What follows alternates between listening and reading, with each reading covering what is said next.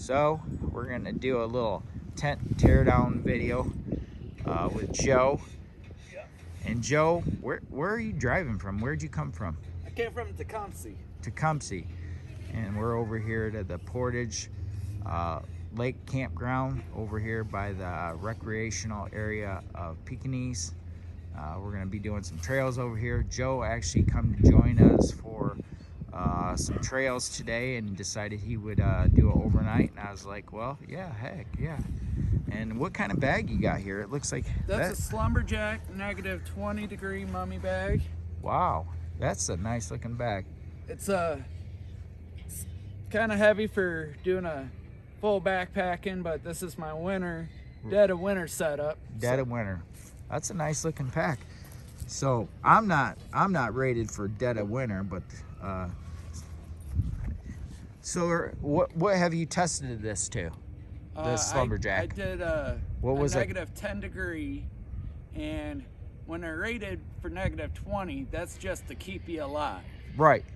A negative 20 for a comfort is about 0. 0. How was you last night at 30 degrees? Oh, I was toasty. Toasty, snug as a bug in a rug. Toasty. Always store your bags when you're not using them, hanging them up. Don't leave them compressed, because that will diminish the heat rating. Okay. Thanks for that info. So I got a loose bag that it's supposed to sit in with, like, you know, the little holes in it for air and stuff. Yep. It's a lot bigger bag. Is that a good recommendation to leave it in that bag then, and not a compressed bag, right? Correct. That way it don't lose its loft. Exactly. All right. Well, that's a good idea. I mean, I run mine in the compressed bag a lot, and I'm damaging it, ain't I?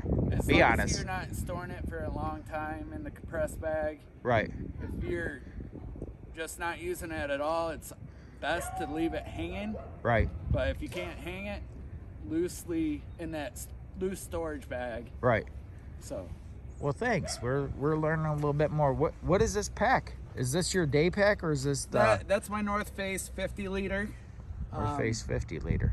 I got a hell of a deal on that. It's a $300 pack I got for $100. Wow. So cool. Thank you, North Face. North Face hooked him up. Ain't that a good deal?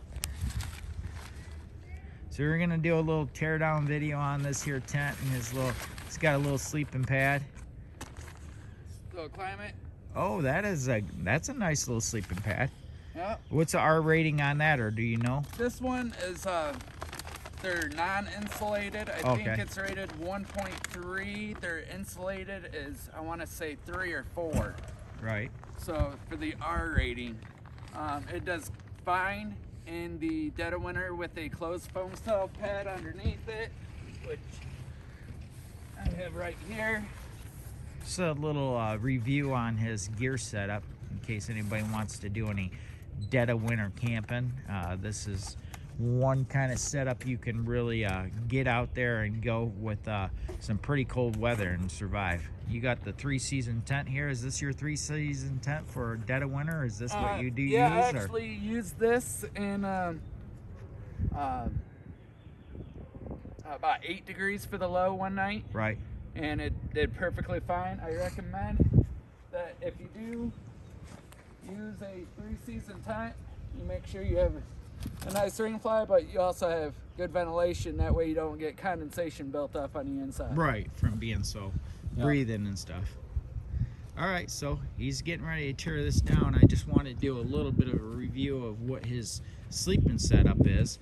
That way, if you guys decide you want to go out and go in the dead of winter and survive like this man, Joe, you'll know what to get. Got the perfect little setup. I don't have this type of setup. I've got a more of a warmer setup for like spring. I think my sleeping bag's rated for like 10 degrees, so I did sleep comfortable last night in my setup. I didn't put my R-rated sleep pad down, which was kind of a mistake. I did use a regular old sleep pad, and I'll tell you, it makes a difference. Do you use a inflatable pillow, or do you? Yes, I'm using an inflatable. I need to. It's actually not that comfortable.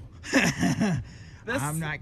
if you want to sacrifice low weight, I think this is 8 ounces. Yeah, and that puffs right up. Oh yeah. And it's more comfortable, most likely. This one is stiff. I don't know. It's my first time out with it, and I don't know that I'm actually gonna stick with it. I had the inflatables.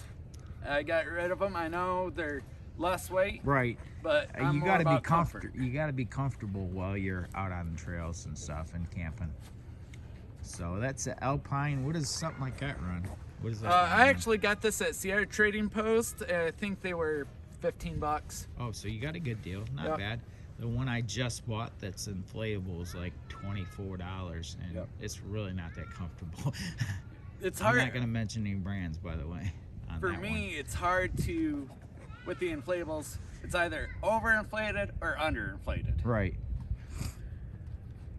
You can always use a stuffed sack with your clothes as a pillow too. Right. True. I actually used my hoodie because I was so toasty in my sleeping bag, and I used my Patagonian puff jacket. Oh, yeah. 800 downfill is my pillow, and I had actually was more comfortable with that. I literally, inside my sleeping bag, all I had was my t-shirt on and my I have a what they call a little sauna vest suit, and it actually keeps you pretty warm, and that's pretty much all I slept in with that sleeping bag. So I was pretty good. I was with that -20. I was down to my skivvies in it, Right. and I was toasty. Right. What would you say, about 30 degrees last night? Oh, definitely. It was definitely got chilly last night. The last temperature reading we looked at, I think, wasn't it right around 9:30, 10 o'clock? Wasn't it about 39 degrees or something like 39 that? degrees, But it about dipped 10 down. o'clock. It dipped down.